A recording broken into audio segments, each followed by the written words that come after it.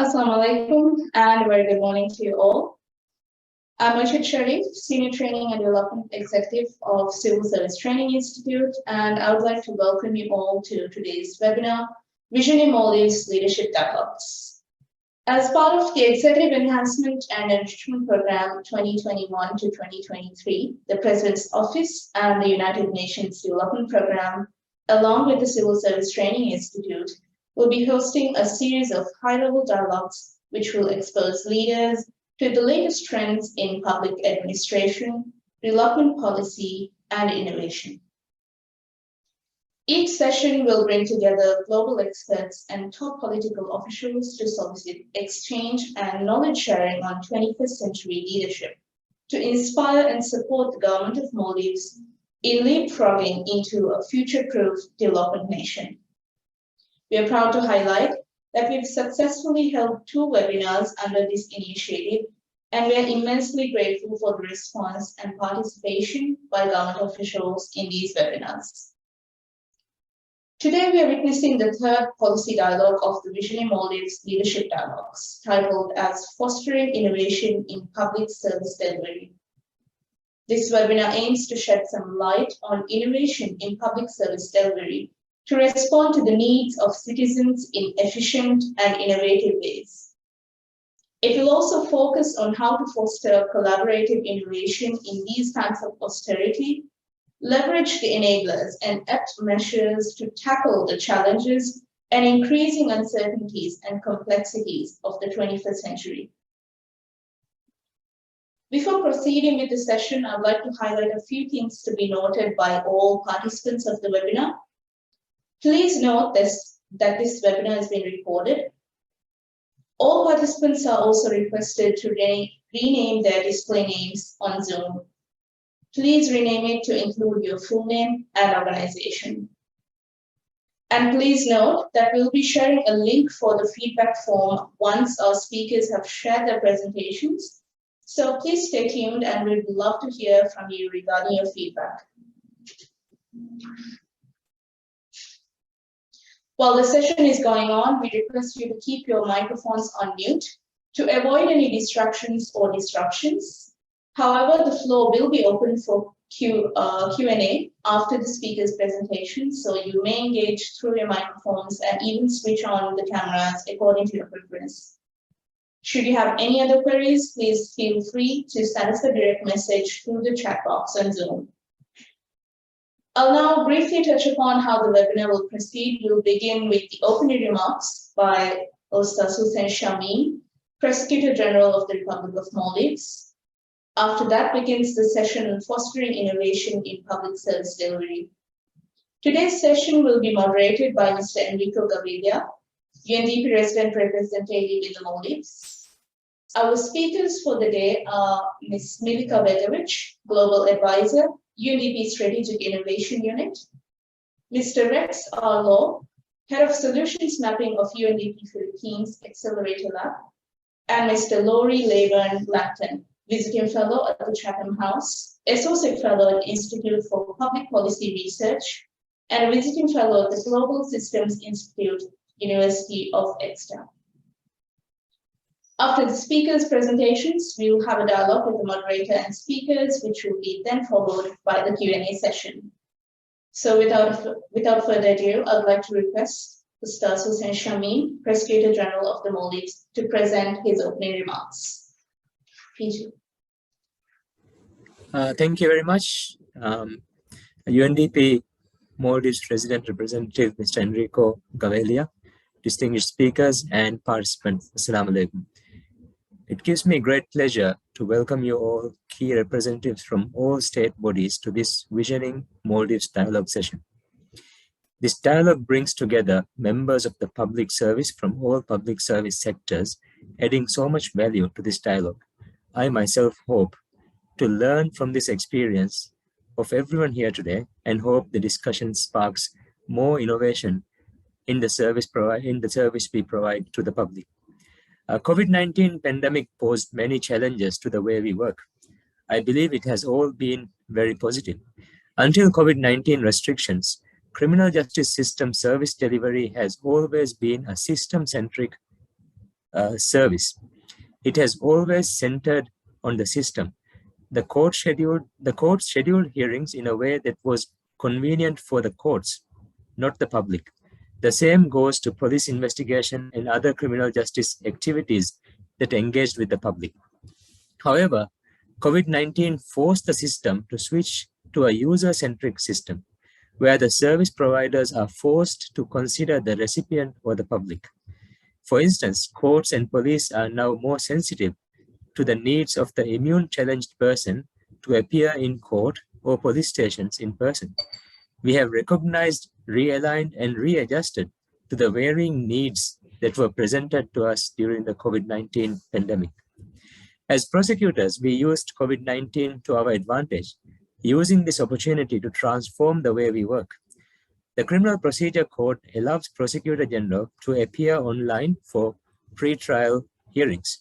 However, until COVID-19, courts expect us to appear in person. So I used COVID-19 restrictions as a reason and issued an administrative order stating that except in exceptional cases, the prosecutors will only attend online pre-trial hearings. This has saved us millions of public funds, time, and energy of prosecutors spent on the administrative hearings. The world did not end, nor were there any major catastrophe. In 2019, we spent 2.4 million rupiah for internal travel to attend court hearings. This year so far, we've only spent 183,866 rupiah until today.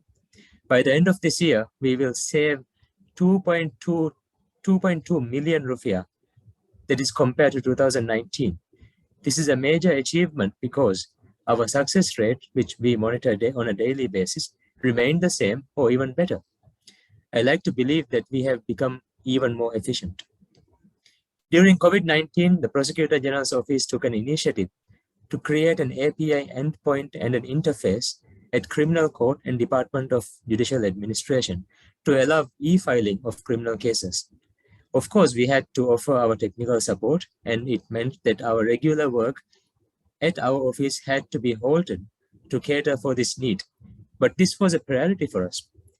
Once established, it meant that our staff will no longer have to stay in office after hours to physically send the file to court. On 12th March this year, the Criminal Court acknowledged online submission as an official form of submission. After months of work and even more months of convincing, on 22nd of March, the Department of Judicial Administration launched e-filing cases to all atoll courts of the Maldives, except drug court, of course. And we may ask, why not drug court? I'll come to that in a bit. This brings me to the challenges in innovation. One of the challenges demonstrated in drug court's stern refusal to accept e-filing is resistance to change. It took the criminal court full 7 months before it officially accepted e-filing as a suitable and a reliable way of submitting cases. For those 7 months, the criminal court used the system, but for official purposes, it did not recognize it. Drug court, however, while having all the necessary tools available, is still resisting. It may take another 7 months, but we'd like to persevere. Drug court remains a priority for us because 34.1% of cases that we have submitted to court this year were submitted to drug court. That is 474 opportunities for digital submission missed.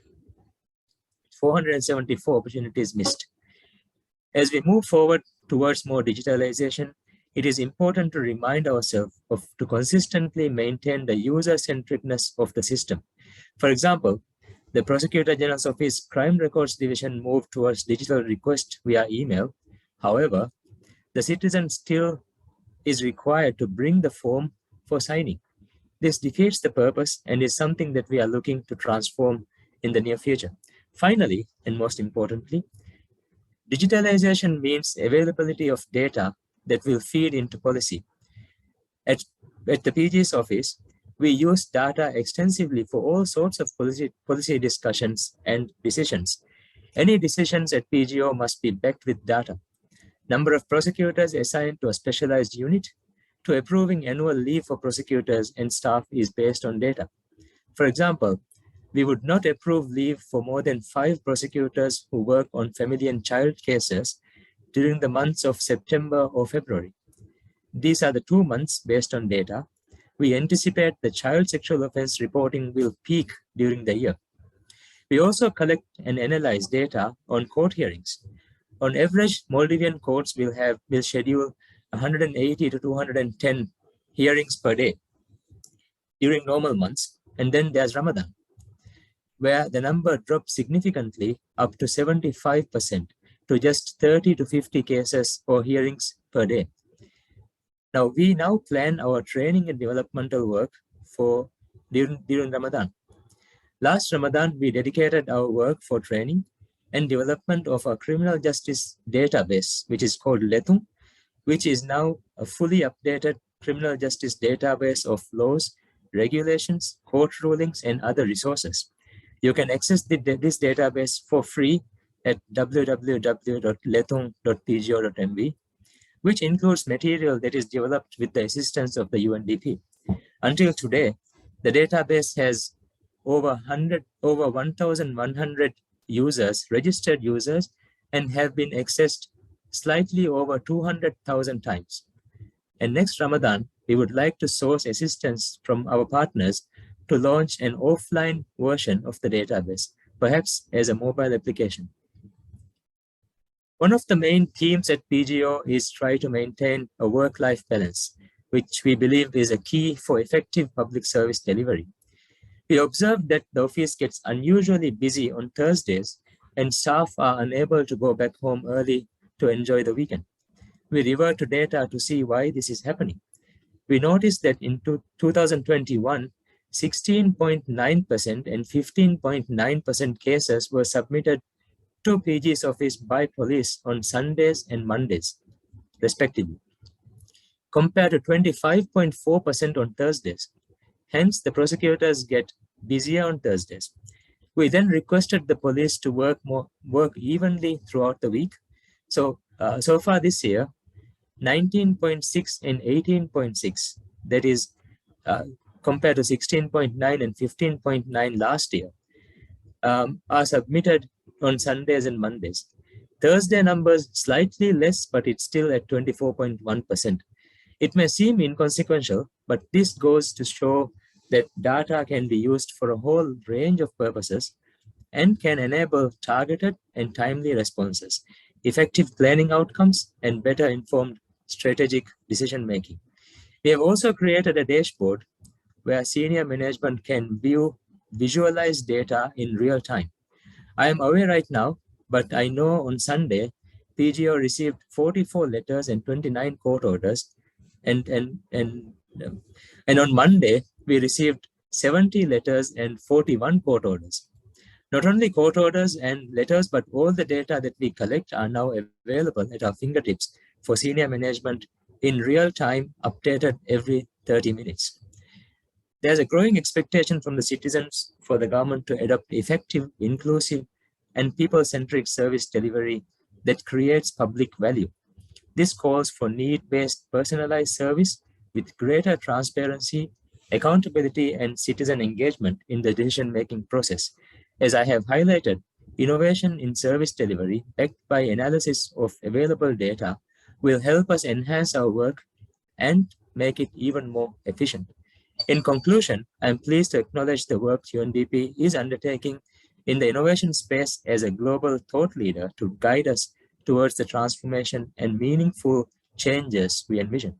I am aware that UNDP is working with the government to enhance innovation capacities and mainstream innovation in public institutions. I am confident this will be an interesting, inspirational, and a constructive dialogue session. Thank you for joining us, and good luck. Thank you. Thank you, PG Shamli. We highly appreciate your presence at this webinar. We'll now take a group photo of all our speakers and participants, so kindly switch on your cameras for the group photo.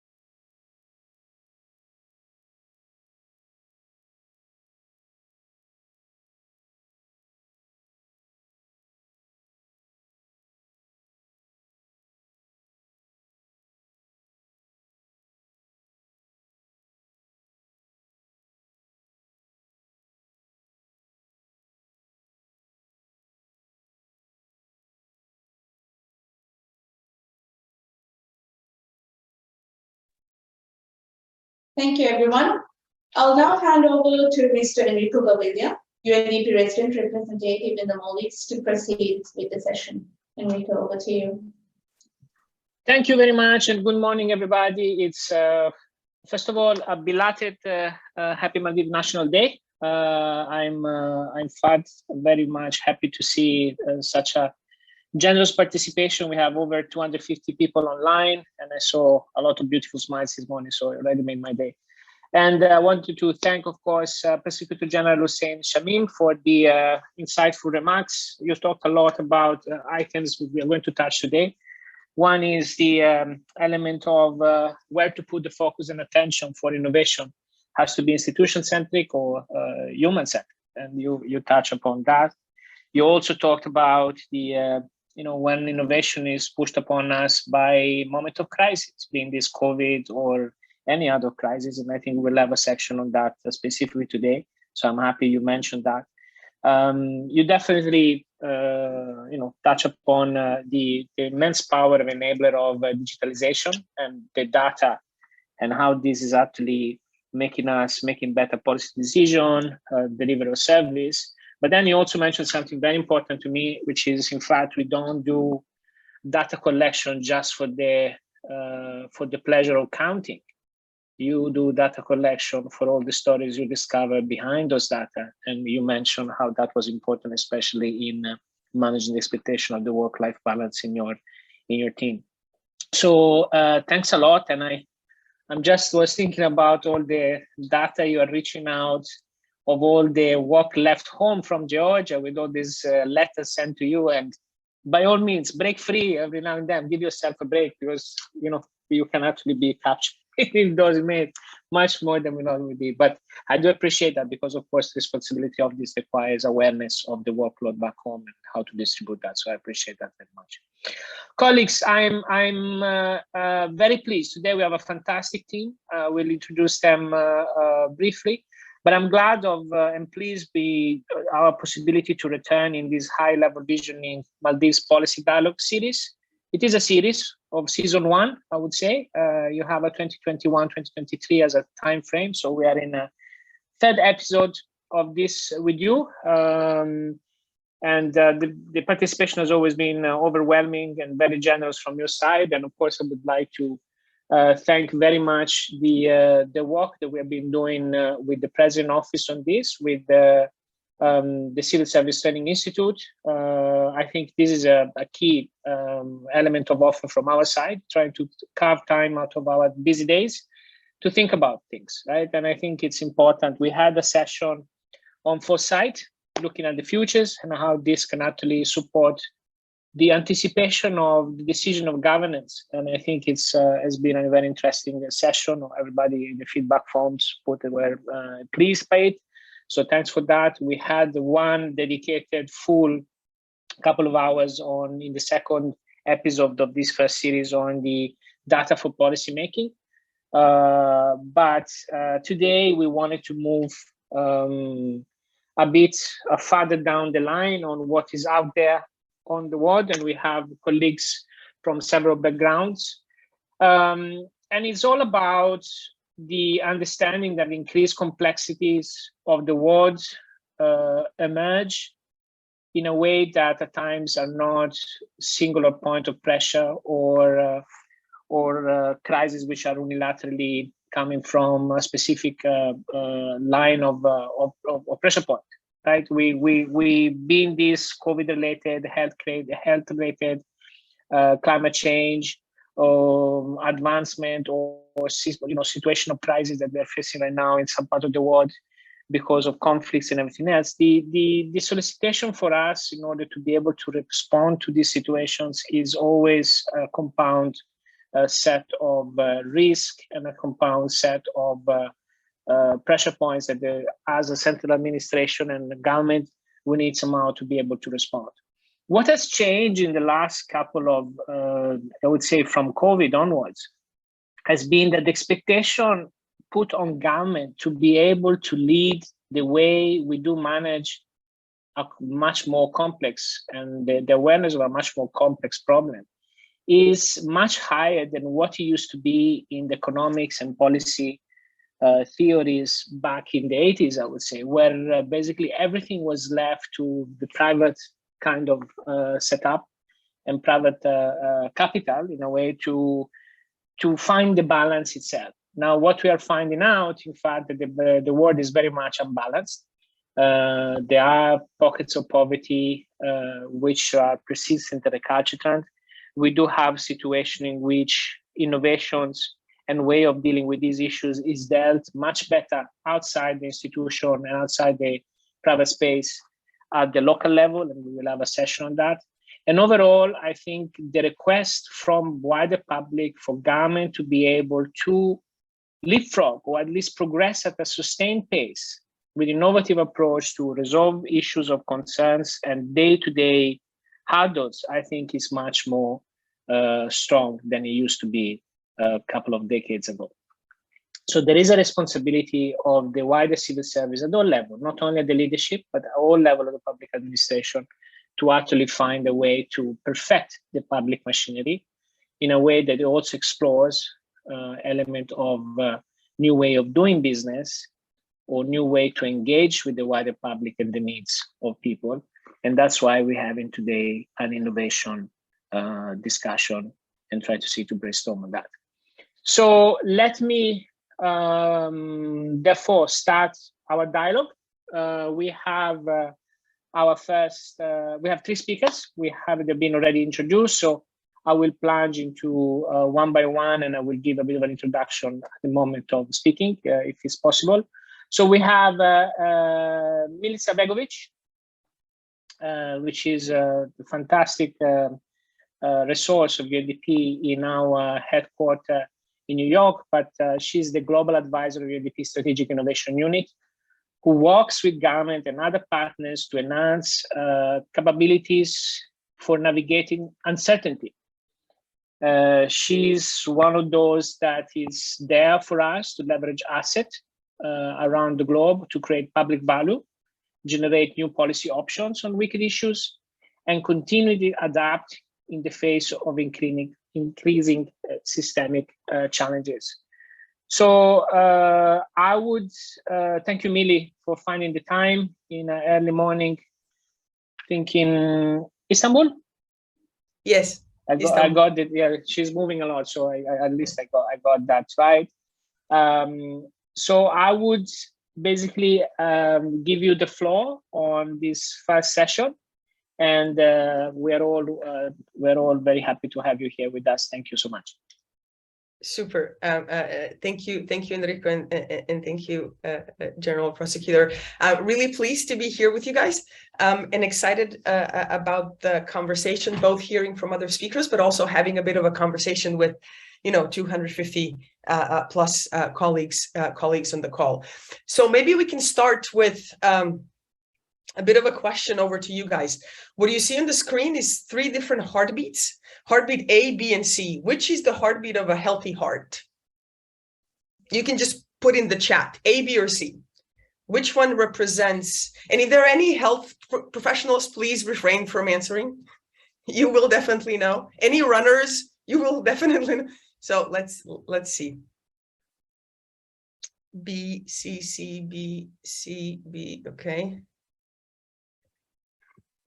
Wow, we've got a tie between a B and the C. We've got some A's. Okay, super. Thank you guys for a bit of a spot poll on here. So I'm told that the healthy heart is B, the most schizophrenic of the 3 lines on the screen. And the reason is that our heart adapts to the changes on the inside and outside without needing a report. Right? So I have a fever or I'm sick and my heart knows to adjust to it. There is heat or I'm running outside and there's a lot of humidity. My heart adapts to it immediately. Now, our institutions are not built to do that. Our public sector and development sector as a whole do not have a beating heart that allows them to adapt to the type of development challenges and changes that Enrico was talking about. Right? We've got certain rules and procedures. We've got standard operating procedures. We've got contingency plans. All of those are institutional hacks and contingencies and ways around the fact that we do not have an organic beating heart in our institutions. So how do we make up for that? One of the reasons that we specifically struggle today is that, as sort of late Madeleine Albright said, we're trying to solve 21st century problems with 19th century tools, right? And there is quite a bit of catch up that we need to do. As Enrico pointed out, the uncertainty chart is of the index. Global uncertainty has never been as high as it is today, which basically puts decision makers in a position to take responsibility for 100% of your decisions with half as much information, sometimes far less, right? Which really puts the public sector that everybody looks to, especially in times of crisis, to think about what are the different ways in which we can handle this, the uncertainty, in a way that we make sure that the well-being of all is taken care of, and that we can not just bounce through things like COVID, but also thrive as a community, as a society through it. Another reason why it's really difficult for us to catch up is you'll see a lot of funding goes into prediction, foresight, futures, and what have you. And this is not a bad thing. So let me say this is a good thing. But the way a lot of that effort is conceived is, if we were only able to predict what happens tomorrow, we might be able to line up a proper response. And what we know now is that that's bonkers. What you see on the screen is the analysis of all of the research that exists out there about how will automation impact labor markets. And the conclusion of all of the analysis of all of the research is, we do not know. We do not know how the automation is going to impact the labor force. So in the context where our tools are way behind the type of problems that the public sector faces, when we cannot really rely on being able to predict what happens later on, where the future doesn't beam information back to us, what remains is what General Prosecutor and Enrico were talking about. How do we embed and embody a very different mindset and types of skills that can translate into public sector innovation, with which we both engage with and work with different constituents, whether they're private sector or citizens, to weather the crisis and bounce back and thrive through it. And I have heard the word agile a couple of times in what was said as an opening, but this just came out a couple of days ago. And as Enrico asked, where do we place innovation? A whole lot of the stuff that's coming out says innovation isn't something, when it comes to the public sector, it's at the heart, it's at the DNA of what public sector needs to do. And we've seen that through COVID. And a number of stories that we heard at the beginning of this conversation points to General Prosecutor of Maldives telling stories about how quickly Maldives bounced and how quickly they took a crisis as an opportunity to not just optimize certain processes, but to rethink them and create an environment where the whole context can be far more effective and efficient and better, not just for citizens, but also for the public sector at all. So if we take this as the basis, and we may not, you may disagree, right? So this is where I think the conversation will be really interesting. But if you take this thesis at heart, that innovation isn't something that we do on Friday afternoons and the weekends. It isn't something that we outsource to the private sector. We've seen how badly that has worked for the governments that have done it in COVID, but it's something that's part and parcel of what policy making and public admin is. Then the question becomes, what are some principles around public sector innovation that we see are critical to make this work? So last question now to the crew. If you can plug into the chat, when you hear agile policymaking, what is the first thing that comes to your mind?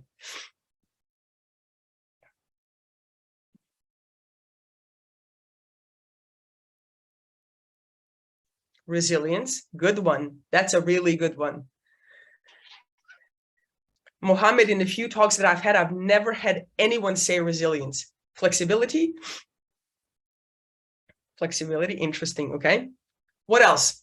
Come on, 250 people on a call, and take Enrico and I out, that's 249. Let's see, we only got 3 responses.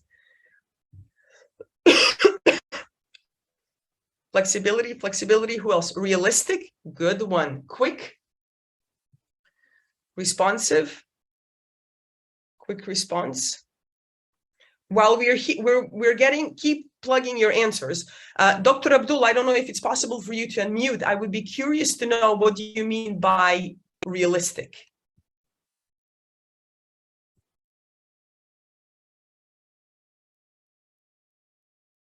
If it's possible. I know we're not always in the context where we're able to unmute and talk, because there might be crazy kids getting ready for school in the background.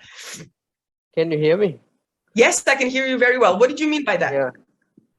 What I mean by realistic is, to consider all the factors related to the matter when you take a decision.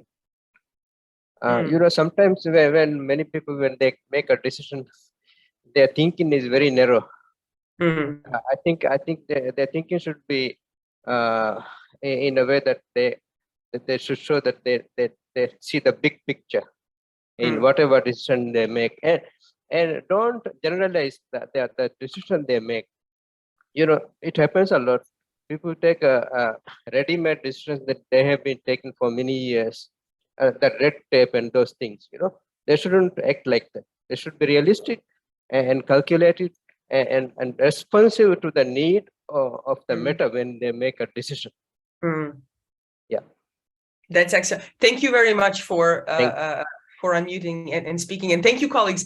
Looking at your inputs, I think I can stop my presentation right now and hand over to Lauri, because I think all of the principles that I was going to walk through, you've kind of mentioned. So I really appreciate your inputs, but maybe indulge me for another 5 minutes and we'll come to an end. So what I will do for the rest of my presentation is just walk you quickly through a few examples and tie 6 or 7 principles that we see emerge from innovation in public sector around the world, including some of the examples from Maldives. So one of the things that we see, and again, this was painfully apparent with COVID, is that we are seeing the shift from master planners to master adapters, right? So I think it was Tyson who said, no plan survives the reality. We've all seen that the morning we woke up and we had to have meetings while kids stayed at school and what have you, right? And that was an easy issue to deal with, right? So what we've seen is policy making being collapsed into far more rapid cycles of policy rollout, feedback out, policy rollout. Now, things have gone back to normal, and not necessarily in a good way, insofar that in many places, those rapid feedback loops were not followed by rethinking policy guidelines to wrap it around it and institutionalize it, right? So we have seen things go back to the way they've been in a lot of places, but not to all. So one thing to consider is, and we've seen through some of these examples, is how can you, if you look at the sector that you work, what is the loop of a policymaking design? How rapid is the feedback? And to what extent are we placing our time and effort into being master planners versus master adapters? This is a story from Togo that overnight had 1.3 million informal workers needing to stay at home with COVID. And the government had to find a way to first identify them, because they, for all intents and purposes, the government was blind to the 1.3 million people, had to know who they were, and then transfer cash to them to make sure they had sufficient substance to withstand the shutdowns. Within 7 to 8 days, we had a podcast with Minister Lawson. Within 6 to 7 days, they had funding starting to roll out to 1.3 million people. And one of the things that she said is, look, I was on the phone with MIT trying to work out how do we make this platform better? How do we debug it? It was all hands on deck. And in a single day, we could go through 4 different beta versions of a policy before we finally rolled out on day 6. By day 10, everything was seamless, right? So here is an example of a policy being perpetual beta. So the question is, if this were a normal, what would have to change in your ministry or in your department to allow for this? What would be the relationship between you and your peers? What would be the relationship with citizens and other constituents in the society? Another example is around public sector innovation triggering tipping points. We spoke with the team behind this report that basically said in countries like China, India, Brazil, and the EU, all of the tipping points that have been reached when it comes to decarbonization, so solar energy cost going down, energy efficiency in buildings going up, cost of energy storage, have been done by policymakers instituting policies that went counter mainstream economic advice. So you had ministers being told by chief economists, do not subsidize this technology because it's too expensive, the adoption rates are not certain, and you're going to waste public funding on something we're not really sure there will be an uptake for. However, having gone into the subsidies, what happened was the private sector got a signal and started investing into R&D, which brought the costs down. Banks started structuring loans that additionally drove not just the cost down, but adoption up. And these countries reached tipping points. So the question is, how can you leverage policy as an instrument to reach a tipping point in a particular industry, whether that's in education, whether that's job, whether that's your innovation policy? I understand Maldives was one of the first countries in 2007 to set up an embassy in Metaverse. This is what I've dug out through my research, but since we've had a number of others follow your suit. But what we've seen is they moved from setting up embassies to actually testing what does the service provision in Metaverse look like, right? So now we have the first city in Korea that's actually setting up all of their parallel world of services, city services online, where citizens and avatars can come in and engage with authority. In other words, it took almost a decade to keep testing assumptions early, managing risks, and moving forward and pushing those boundaries to a point where you have another venue to engage with citizens. This is a really interesting one from a couple of countries in the Middle East that basically used, I hope everybody has had breakfast at this stage, that basically used sewage to test diabetes rates in different countries, right? So their assumption was that looking at sewage might give us an idea where the population is when it comes to diabetes rates. What they did is they were able to repurpose this to track early indication of COVID in different neighborhoods. So in other words, the platform wasn't perfect, but it was good enough to roll out. So the question for you is, what do you have sitting on the shelf, not being rolled out yet, that's not perfect, but it might be good enough to roll out with citizens to test it out? I have two more. This is an example from Sierra Leone, where a new, I think, chief heat officer wanted to roll out a program that deals with implications of climate, that increased heat, but also at the same time increased flooding. And one of the ideas was to plant millions of trees. What she's ended up doing is turning that into a public employment program together with citizens. And here you see a development of an app in beta with citizens around how do you get individual citizens to plant trees and essentially turn them into a public employment program. They weren't able to do this themselves because obviously they weren't the users, but they did take a very uncomfortable step forward to work with citizens. We also see a number of governments putting in place spaces that completely rethink the way policy and services are developed and rolled out through accelerators or through regulatory sandboxes. In other words, recognizing that technology is moving so far ahead of what our services and policies are like, that governments are inviting the private sector in sandboxes and saying, we're not going to overregulate you, come, so we can jointly learn the implications of different technologies and then jointly wrap a policy layer on it, not to over-regulate it, but to basically put in some sort of a basic level of protection. And lastly, that's also helping rethink relationships. So not really outsourcing to private sector, but rethinking how do we engage with private sector. So for the end, here are some principles that we have rapidly gone through, because I'm also conscious there are a few other people coming behind me, that if we talk about innovation not being a sporadic activity, not being an add-on, but being something that you graft into the DNA of what public sector is and what relationship with citizens and other constituents should be, there are several principles that seem to drive quite a bit of action, both within Maldives, but also elsewhere, that could be a starting position to think through the work that that you're doing. Enrico, over to you. Thank you, Melissa. It's great, and in fact, it's opened up a lot of questions that I'm sure our colleagues will put up very soon. Particularly love the the knowledge with the heartbeat and the first question. What is the heartbeat of public administration? Why?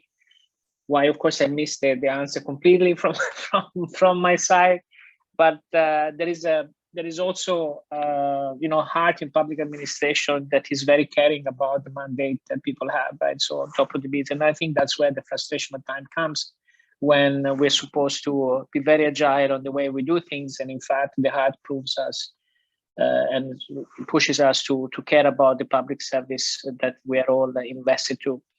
Very much appreciated the discussion around the placing of innovations and the push, right, for the public administration to mutate, right? We're all supposed to be mutant of that structures that we are herediting from past.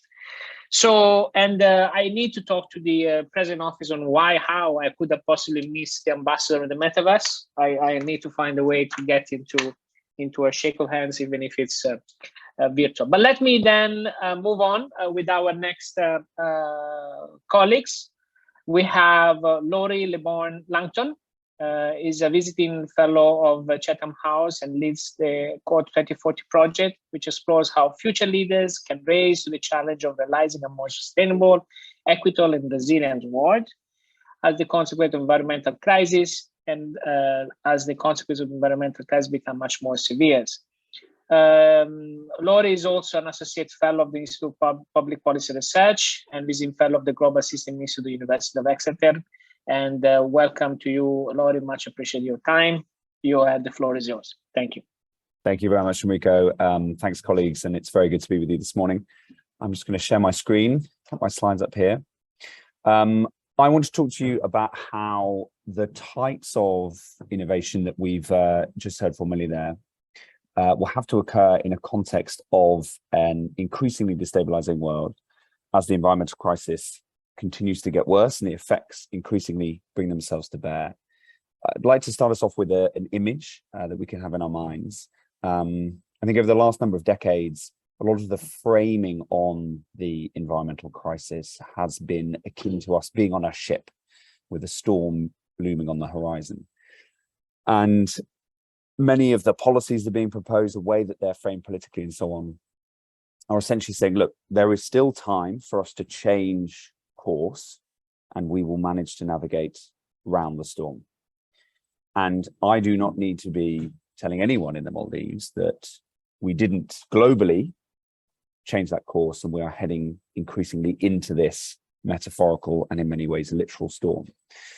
And my biggest concern is when you are in a storm, the priority of course remains to steer out and away from the storm, but your ability to steer is materially impacted by the effects of the storm on the ship. You are simultaneously trying to steer, trying to get out, while also having to maintain the effects of the storm on the ship to make sure that morale is kept constant, that you're still able to steer, that you're repairing a hole in the hull that's come from a particularly big wave and so on. So I want to quickly talk to you today about what that storm, what being in the storm increasingly looks like, and the kind of ways I think we need to practically approach how we deal with that situation. First, to just be very clear about what we mean by that storm, it's not just the situation we find with the climate crisis, where of course we need to globally realize these kind of precipitous emissions reductions declines that you see on the graph on the right there.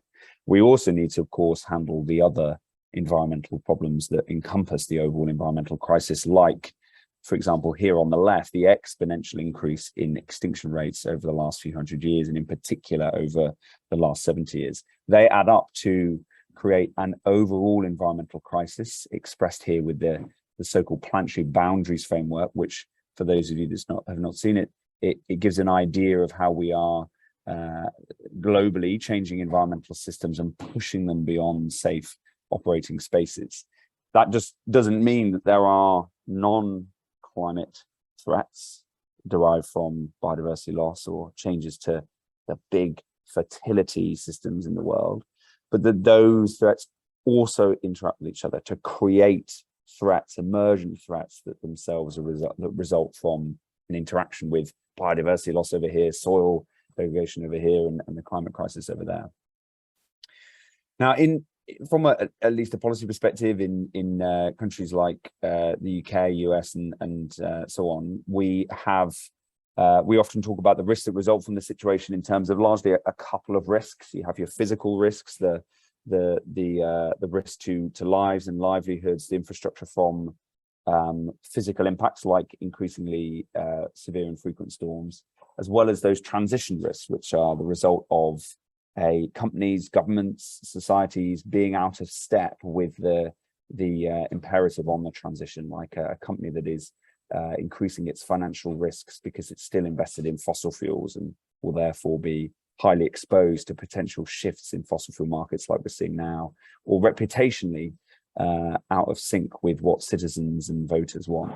But of course, there's a third category of risk, which is still only beginning to be properly thought of by many of the governments that we talk to. I think this is well summed up by the events of last summer in North America, the so-called heat dome that impacted that region of the world and saw temperatures that were probably might have been impossible were it not for the climate crisis, including in the township of Lytton, a small town in Canada, which became a place that got a lot of media coverage, because on the left you see what it was like before these heat waves, and on the right what happened after the township was almost completely destroyed by the fires that ripped through that region. That got a huge amount of media attention, at least in UK, US media. What didn't get so much media attention were the cascading effects that came after it. So the land had been badly impacted by the loss of trees and vegetation, burnt away, and their roots would hold the soil in place. When then extreme flooding came in the winter period, which itself was made more likely and more severe by the climate crisis, it washed away a lot of this land, which then, as you can see on the left here, impacted lots of Canada's infrastructure, its rail infrastructure, its road infrastructure. And that disrupted its ability to move trade from across its seaboards, which interacted with the existing problems of trade that Canada was facing, which were caused by COVID, and of course the other factors hitting the global economy. It's these cascading, these risks that hit systems that are increasingly going to, I think, dominate the consequences from the environmental crisis, moving us beyond just to focus on some of these immediate, more discrete risks. And of course, those systemic risks also exist within environmental systems themselves. A couple of weeks ago at the Global Systems Institute at the University of Exeter, we held a kind of state of tipping points conference, which looked at how rapid, abrupt changes in some of the key parts of the climate system that you can see here on this image are close to, if not past, some of these tipping points that could lead to runaway behaviors, presenting even greater challenges on us when it comes to handling the environmental crisis. So we have these three types of risks that we need to be thinking about. And on an even higher level, they interact with each other. So we don't just get a progressively more destructive set of things happening. We get a situation in which the cascading systemic risks resulting from the environmental crisis are interacting with each other, creating a far more turbulent world. Now, that kind of situation, having that kind of analysis of systemic risk, underlines the existing mitigation adaptation agenda. It further means that we need to drive rapid change in societies to make sure they're more resilient and adapted, to improve our analysis to understand the situation, and to ensure that we have better disaster response capabilities, and all of that to be provided with public services with the state are largely along the design principles that Millie was just talking about. But our ability to do those things, to deliver that public service innovation, is itself going to be impacted by these more turbulent conditions, by a generally less stable world. Turbulence challenges the transition itself. This is a crucial factor we need to think about. It's almost like a fourth risk in that topology that I've just presented. And let's think of some ways in which that could happen. Well, you could get a new type of denial than the one that we have suffered from, particularly in the US, a denial of these complex implications, that we focus more on the symptoms and there's less of a conversation about how you had a complex process of causation from the environmental crisis itself, a kind of implicatory denial. We could become increasingly distracted with dealing with or looking at those symptoms instead of the root causes. We could go to defensive reactions where you end up in a situation where you have a militarization of responses to some of these symptoms and not handling the root causes, and countries could just become overwhelmed by having to handle the saturation of the cascading consequences of the environmental crisis and not really have time or the resources to be able to pour into mitigation. And in some ways, that's where we find ourselves globally now, and why the calls for more support from particularly wealthy nations at the last COP, forever other COPs, for this COP, and as well as loss of damage is really important. So these are the destructive socioeconomic feedbacks that can increasingly set the context in which we're trying to deliver innovation in the public sector. Of course, on the other side, turbulence provides opportunities for change, for rapid change. When earlier we were hearing about how economics, it's sort of against the grain of economic advice that's led to the biggest changes in technology rollout and markets, that's itself partly a function of the fact that there have been moments of crisis which have presented opportunities for governments and for experimentation in the public sector. We know that norms can change rapidly, that movements rise very quickly when faced with different, chaotic changing context, and that mindsets can also abruptly change. These are the sort of constructive socioeconomic feedbacks. And I think it is between the balance of these two things, of the destructive socioeconomic feedbacks that could come from the cascading effects of the worsening environmental crisis, how they balance against some of these constructive feedbacks. And of course, when it comes to governments approaching this, they can intervene in dampening some of those negative feedbacks and encouraging some of those positive feedbacks. But it requires a strategy to navigate through these turbulent conditions. And I'm going to finish off with a few practical ideas of how that could be expressed in a public sector context. The first thing to say is we've got to develop some kind of medium-term analysis of this more turbulent world that goes above and beyond what's currently on offer. So let's take the UK context as an example here. In the immediate term, as in over the horizon of a few years, we have our national risk register process that the government presides over, which is very similar to other examples around the world, looking at threats, largely discrete threats over the period of a few years, like, a pandemic, as well as particular threats to life and livelihoods in the context of flooding and so-called terrorist attacks. Into the longer term, we have various processes which do horizon scanning. One, in the context of the environmental crisis, is the UK's climate change risk assessment process, which looks to and beyond 2050 and threats to the country, as well as horizon scanning that's done by various agencies, including the military. What we have less of a resolution on are the medium-term situation, like, for example, threats to the food system in the next 10, 15, 20 years, resulting from the environmental crisis, that could create some of these destructive feedbacks as well as the constructive ones.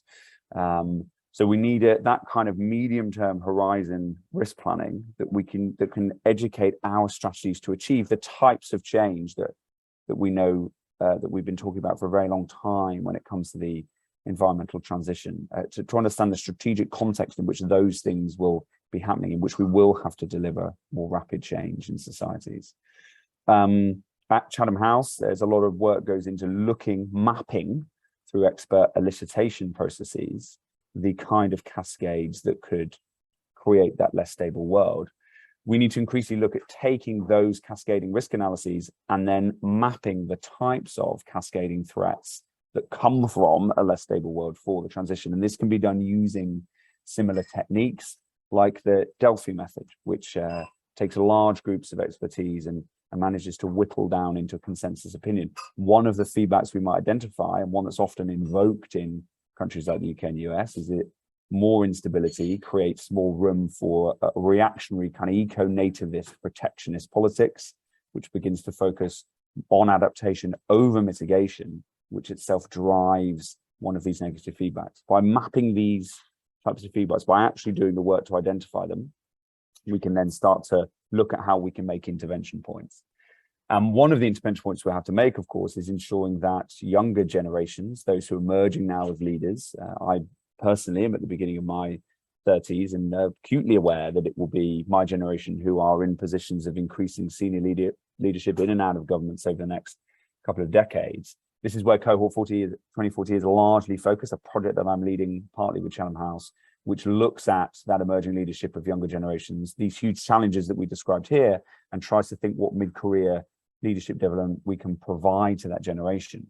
And that doesn't just mean the types of knowledge or trainable competencies or interpersonal traits across a range of policy domains or range of action in government that we've been talking about. So we need some kind of awareness of the policy that's needed to deliver a mission-oriented state that is more experimental along the lines of what we heard in the last presentation.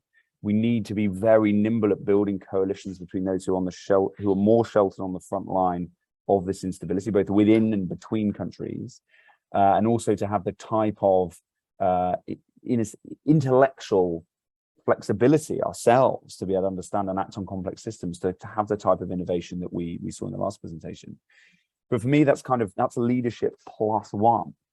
We need to also have the +2 here, which is to make sure that's robust for this future period of greater instability. We need to have, for example, policy knowledge and analytical capability about dealing with severe food system cascades, ones above and beyond maybe what we've always experienced and experiencing quite severely at the moment.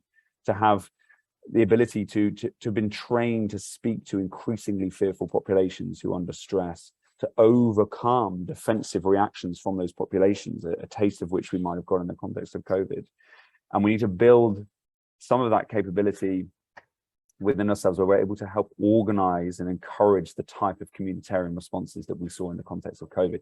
It's that leadership +2 that I think we need to particularly focus on when it comes to supporting all generations of leaders and people with capacity building within government, but particularly those who will be the ones in positions of leadership as we head deeper into the storm. So I'm going to leave it there. Thanks very much for listening, and I very much look forward to the discussion. Thank you very much. Thank you, Laurie. Fantastic, and thanks a lot for the mind-widening solicitations. You have here a platform of definitely colleagues who know how to manage storms on the sea, and all the compounded actions they need to put together to keep boat afloat. I mean, we can learn a lot from this, and I think it would be fantastic at one point to hear how the analogy will go through the entire public sector. In the interest of time, I will immediately go through our next speaker. We have the opportunity to talk with Rex Lore from Philippines. As you know, these dialogues do have an intentional design, which is to dip also into some of the countries which, for the reason of public administration and the way things are delivered and the experience that we have on the field, actually do have a depth and a look into countries which are, could be similarly facing a very specific pace of the development agenda. And I think Philippines is a great example for that. Rex is within the Acceleration Lab in UNDP Philippines, but has been working very closely with local communities, and he leads the work of innovation and inclusive innovation for policy research and implementation of portfolio-based approach in circular economy. for example, in Philippines. So I'll invite Rex to speak about his experience working with Filipinos around a very diversified country, which has also lots of violence and spot of excellence in quite a displaced fashion. So please, Rex, over to you. Yes, thank you very much, Enrico. Good morning, everyone. Assalamualaikum. Thank you very much for inviting me to present our grassroots innovation journey in the Philippines. Our presentation is entitled Innovation in the Peripheries. My presentation will be coming from the other side of the spectrum, and it will be a bit gritty, but very, very exciting, especially that these are innovations that we see every day and sometimes are not acknowledged by the mainstream. Just to give you an idea of what I will be presenting today, my presentation is divided into 3 parts. The first part is about the effects of COVID-19 in the Philippines, which apparently is everywhere, especially with, and I think this is something that is also relatable in Maldives. The second part I will be giving you a walkthrough on our grassroots innovation journey in the Philippines. And finally, I will end with a couple of takeaways from our work with grassroots innovators and grassroots innovation work project in our country. Let me begin by a quick briefer on the COVID-19 pandemic in the Philippines. And I said this is something that is similar that's happening in Maldives. Just like any other country in Asia, developing countries like the Philippines and Maldives bore the brunt of the socio-economic effects of the pandemic. Like Maldives, where much of the economic activity is basically consumer-based and tourism-based, the Philippines was likewise affected in the lockdown, and sudden decrease of tourist arrivals in the country brought the economy down. I'm not going to go over all of these statistics, but despite that, with all the problems that's happening in the country today, in our work in our policy research work on inclusive innovation in the Philippines, there are a couple of signals that we were able to identify as observed in the Philippines. That despite the difficulties that's happening in the countries, there are actually some unique things that we have observed.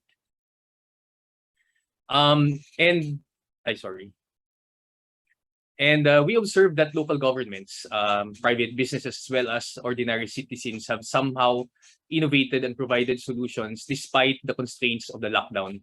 The signal that surfaced in our foresight work at the Accelerator Lab is that innovation is everywhere. And most of these innovations during the pandemic center around health and wellness, livelihoods, and access to digital information and services. And all of these 3 are actually right smack in the mandate of local government and public sector. And so there is that sort of like common efforts that's happening, not just with public sector, but also at the same time different sectors in the country. We also observe that most of these innovations that are happening in the ground are usually not documented and mostly done in the informal sector. Just like in any developing country, much of the economic activity is actually coming from the informal sector. And by informal sector, we are looking at those that are not legally registered. And these are the sectors that we miss sometimes, especially when we come up with programs where we focus mostly on those that are registered, that are legally registered. So the question then is, how do we capture these innovations in the peripheries and or in the margins? And we realize that by acknowledging that they exist, we will be in the best position to provide the needed support for these grassroots innovators who are helping also at the same time on the side.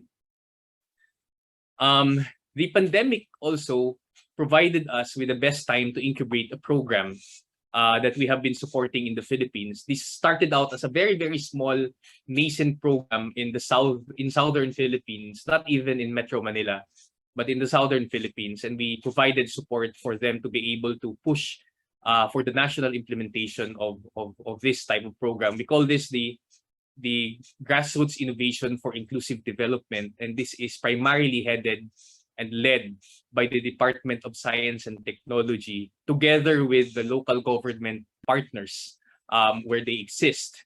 The GRIND is a pioneering program of the DOST, or the Department of Science and Technology, and supported primarily by UNDP Philippines Accelerator Lab, that aims to empower marginalized communities by developing and strengthening its existing grassroots innovations and establishing the GRIND program to provide this layer of support for those activities that are otherwise not covered by existing government programs.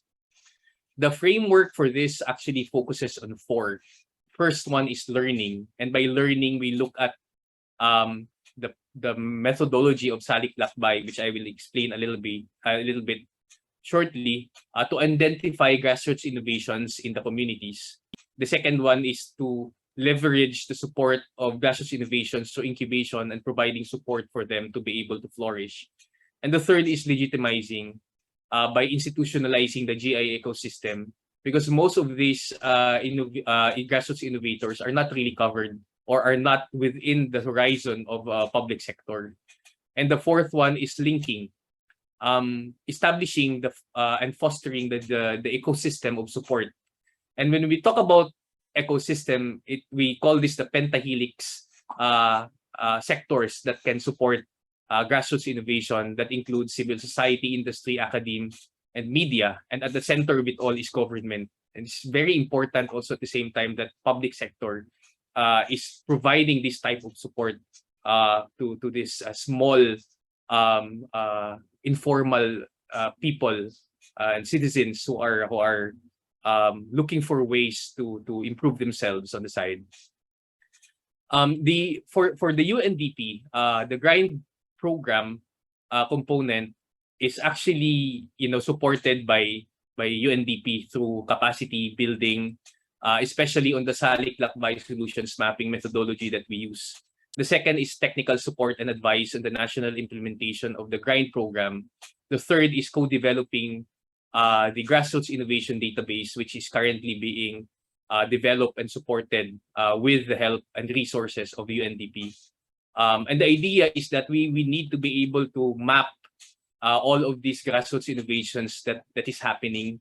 That includes even indigenous technologies and crafts that we have mapped in rural areas. And last but not the least is linking the local grassroots innovators to the bigger and wider global grassroots innovation network through the Honeybee Network in India and the Accelerator Lab Network in the UNDP. So when we talk about the global network, we actually, we created this model for accelerated and simultaneous global and local learning, where we leverage our support from the global agencies like UNESCAP, UNDP, the Regional Innovation Center of the BRH, NESTA, For Tomorrow, and other institutions. And at the local level, we also kind of like replicate this type of environment and ecosystem with the UNDP and DOST at the helm, together with the National Economic Development Authority and other well-meaning individuals and organizations in the country. And primarily, the Accelerator Lab was providing this support with the social innovation tool to map grassroots innovation and solutions in the countryside, most especially among the informal sector or those in the margins or peripheries. And the program that we are supporting is called Salik Lakbay. This is actually a localized term for the core methodology of the Accelerator Lab, called solutions mapping, and in which I embody also at the same time as a solutions head for solutions mapping. And it's actually a combination of two words, which is saliksik, meaning to research, and lakbay, meaning to travel. So it's a way for us to be able to immerse, bringing together different folks from the science, from the scientific community, from the research community, and even from the public sector, to go to and immerse themselves in the community to identify grassroots innovations and work with grassroots innovators. We primarily use the social innovation tool to map grassroots innovations and solutions. Our goal is to identify the needs, issues, and opportunities by looking for solutions developed by the people and are often not recognized or overlooked. We have to identify that these solutions, we have to, while we learn from our social innovation approaches like human-centered design and design thinking, that is often quite used, that we have to approach it from a problem-based approach. But this is kind of like a little bit radical in our end, because we look at solutions and see that these solutions are actually embodiments of problems or challenges that ordinary people are experiencing, and that by looking at these solutions, we are able to identify, what are the usual problems that these people encounter. And it takes a lot of humility, actually, for one to acknowledge that ordinary citizens have the capacity to innovate and become active participants in the innovation story in our countries. To date, we have conducted a lot of Saliklatbay solutions mapping, even during the pandemic. So we have to work around the different constraints because of the lockdown.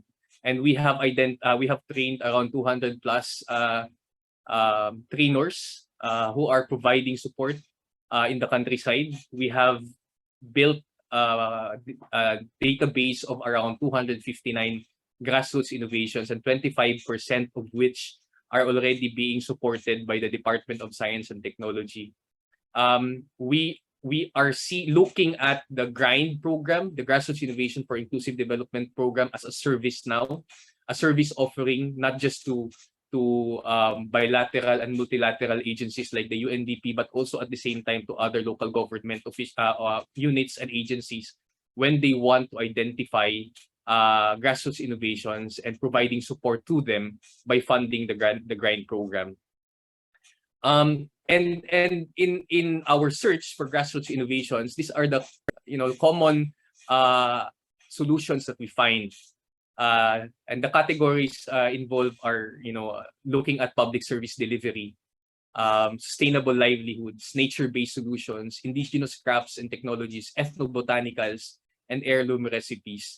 And these are mostly, and the criteria for selection is that these are mostly user-led and grassroots-based, meaning these are not something that are provided by startups or by designers or parachuted by foreign agencies that come to the communities and provide support.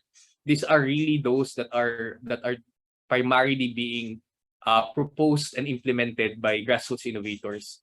And second, of course, when we look at the solutions, we look at technical feasibility. That's where the academic rigor of the scientific community comes in. We have to be able to verify that these solutions are indeed innovations and inventions. And the third is this is widely accepted and used by the community and has a potential for scale. So before it's being provided a support. At this point, let me share with you some takeaways that we have learned from our grassroots innovation journey in the Philippines. First is, as I mentioned a while ago, is related to humility, and serendipity is a huge component of inclusive innovation. This is an attitude, a humble attitude and aptitude for making unintended discoveries, often by accident. And this is often we see, when we go to the communities, especially in the markets. We discover by accident that these are some innovations that we see and we acknowledge, and there's some kind of rigor and ingenuity around these solutions. Gritty, it may come as gritty, it may come as an unrefined, but there are a lot of rigor and process that comes along with it in terms of development. We take advantage of the unanticipated, unexpected, and unsought solutions from the least likely. The second is the leveraging of the local network through a multi-stakeholder ecosystem approach. The grassroots innovations community are usually in the informal sector and are often unlegitimized or unacknowledged, and approaching the implementation of the systemic way by promoting inclusion, involving a diverse set of stakeholders. The third one is utilizing storytelling to advocate for the movement. Sometimes when we try to advocate for this type of movement, we need to be able to humanize science and innovation. And this is the best way to do so. by looking at the stories of people who are there on the ground, who are experiencing the worst, and are able to provide this positively deviant solutions as a way to change attitudes, advocate for a cause, drum up support, and call supporters to action. And finally, multi-sectoral support to build and strengthen the ecosystem. Innovation in the peripheries, usually coming from the informal sector, needs to be legitimized and institutionalized, institutionalizing support. They need to build and strengthen the ecosystem. And this includes policies that acknowledge, enable, and support grassroots innovations, especially from the public sector.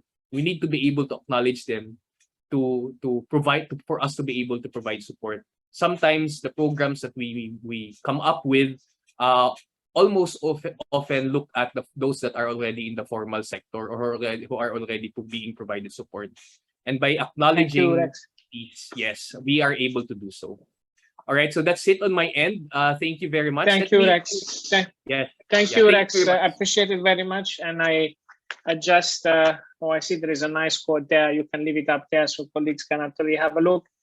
Thanks a lot for this, and it's very inspiring. I had, of course, 100 questions which I was signing up, but I would refrain from engaging because I really would want to give this last 10-15 minutes which have our disposal for colleagues to ask questions. So as previous episodes, please, colleagues, raise your hands, put things on chat, and I'll try to do my best to read your questions for any of our speakers. I think they will be delighted to answer to you. Let's see. Yes, I see Mr. Hassan Zarir. Please. Floor is yours. Yes, good morning, everyone. This is a very important meeting, fostering innovations in the public sector related to the Republic of Maldives. So these innovations, Prosecutor General's given us very good indications. Maldives Prosecutor General given very good statistics that he said how fast we can move with innovations with e-governance. So these are very important indication he has given us. And also the speaker, Lowry's, highlighted that about the fossil fuel exposing. So this is a very relevant issues for Maldives. See, 1940s Gutenberg, American scientist, reveals sea level rising studies.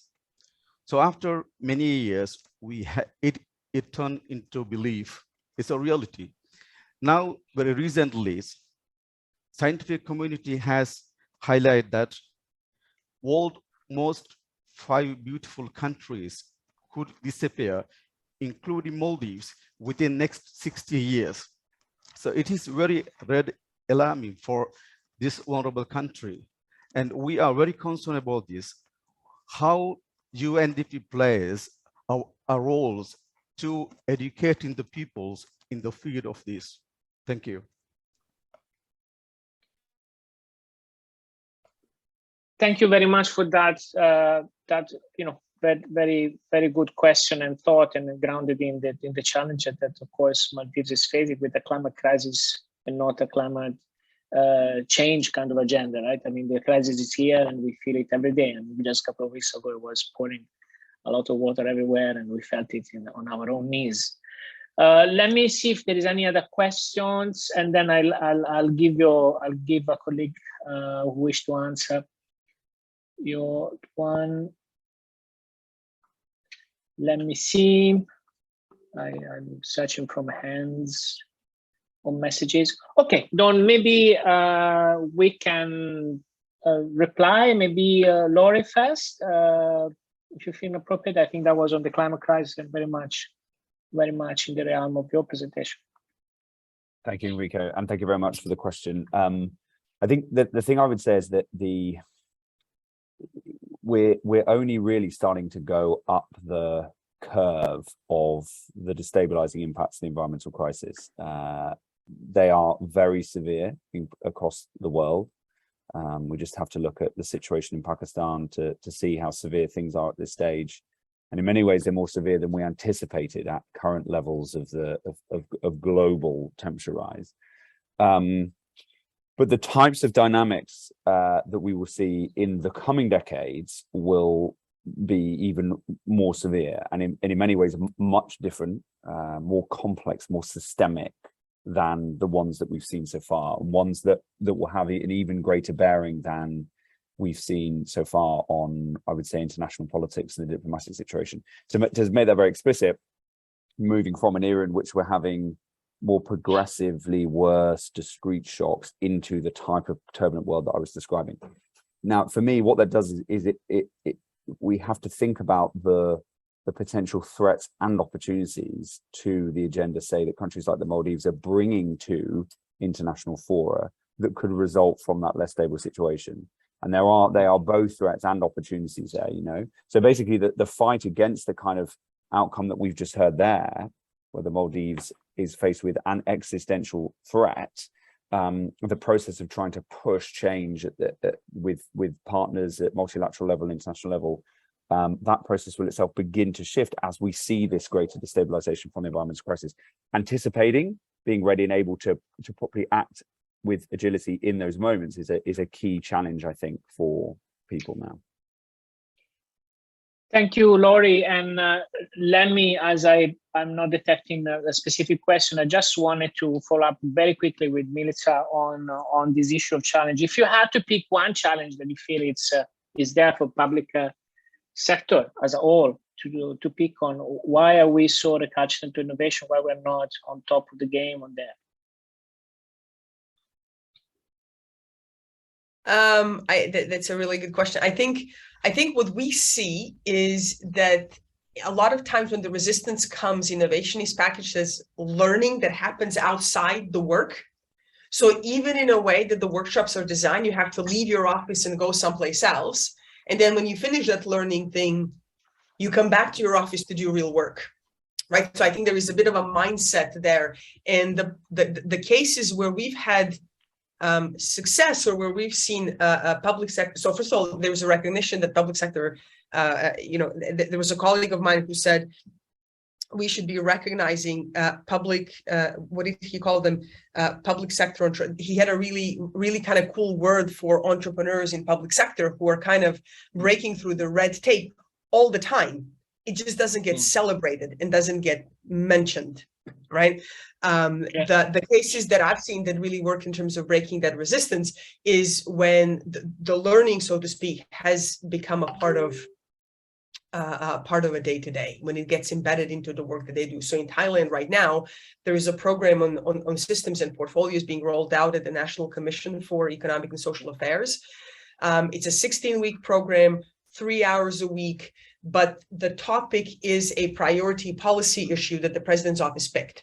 So every week, a group of colleagues come together and collaboratively unpack it from their different perspectives. They're working on depopulation, so it affects everybody in that course from their different angles.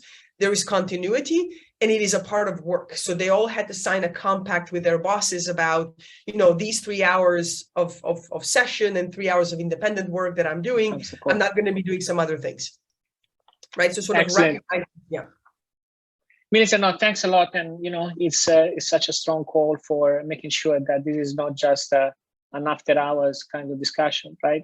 And Rex, I won't let you go unless you give me one example of an innovation that you found in the middle of nowhere that has become a stream in the institution. There's no way you let this room, even if it has to be me and you only at the end. So please give me one example. All right. Yeah, there's definitely one, Enrico, and this is the Piso Wi-Fi. Piso is 1 peso, which is basically 0.02 US dollars in the Philippines. What they did is through the sharing economy type of model, this group of hackers in one of the largest markets in the Philippines put together used computers and used Wi-Fi wireless routers, and through an IoT system, they were able to come up with a way for them to share internet as if like people are buying from a sachet. So it's providing that space for people to have a to have access to internet, to have an access of the internet that is affordable and it's fast also at the same time, especially for those who have none. And this has grown actually during the pandemic when people have shifted to online classes and work from home, because this is our way for other people who have no access to expensive and fast internet, for them to be able to connect and get digital access through this device. It's a small device. It looks like a vending machine, and by putting 1 peso, you have 5 minutes of internet. So we could think of some solution. Yeah, we could think of some solution with one roof. Yeah, I think it's. I'm sure there will be some takers. Definitely. But let's see. But thank you a lot for it, colleagues. Please do fill up the feedback forms. Of course, for us, it's both very important.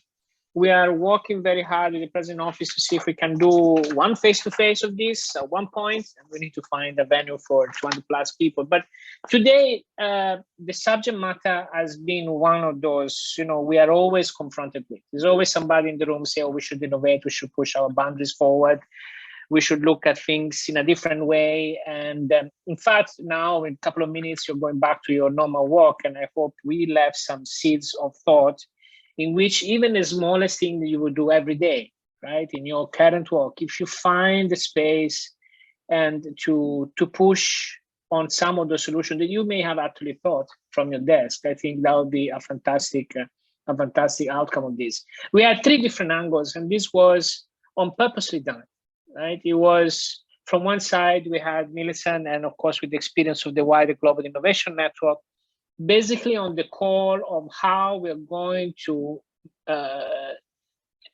charge our DNA of a new form, right? Of a mutant pressure that we'll actually put ourselves into, making sure the innovation is not just an after-hour talk. And I think that is an important thing. We need to embed that in everything we do. And you do that on a daily life. So I think it's just a matter to bring that into the wider service delivery that you are creating. Then we had, of course, Laurie, that talks of a climate crisis, which is the actual subject matter you're facing every day. And we could have picked up many crisis angles or pressure points, but this is the sense of the awareness of the compound risk all around you is just the first step of understanding how you would want to behave, drive your public sector machinery, as well as yourself in the private, on how to manage the crisis. Because if you're adaptable to that, and if you build up investment to be adaptable and responsive and learning from the way you're doing it, probably there is a chance that the crisis will become less abrasive. And then there is this concept of bringing up and be very humble towards innovation everywhere. The times in which innovative thinking is only at the view of a niche of people is basically gone. We need to make sure, and this is like an immense asset that you have. We have 500,000 people available with innovative ideas, and we need to be humble enough to listen and to enter into a discovery journey for Maldives, in which we do map the innovation system, and we do find a way to have a syntax about that, and making sure that that becomes a public asset. Because unless it becomes a public asset, learning for everybody, then it's very difficult to architect that on a table in a cold desk in the middle of a room somewhere in your institution. And we also would like to acknowledge the great effort that the PG office has put on the day-to-day work that they're doing it in trying to find ways to address service delivery, using all the tools and digitalization, as well as innovative thinking, always with the mindset of making sure that the service delivery is delivered to people, because the people, they want, we care. And that heartbeat, which has gone, that this has to be, as adaptable as possible. In fact, it's an heartbeat that reflects your care for your own public. And I think I have no doubt that on that one, you are very bumpy in terms of emotions that you're putting every day in your life. Colleagues, I would like also to thank of course, President Office and colleagues at the CSTI for another occasion. I hope you found this useful. and looking forward the next episode. Dear colleagues, if nothing else, I hand over back to you all. Thank you. Thank you, speakers. We have definitely got a lot of insightful thoughts from your expositions. And thank you, Enrico, for moderating the session so wonderfully. A special mention to PG Shamin for joining us today. We have now shared the link for the feedback form, so we kindly request all participants to fill the feedback form through the given link. We have now reached the end of today's webinar titled Visioning Maldives Leadership Dialogues. Once again, thank you to our speakers for taking the time to share your incisive experiences, and thank you to our participants for the participation and active engagement. We hope to be back with another webinar soon. Thank you and have a good day.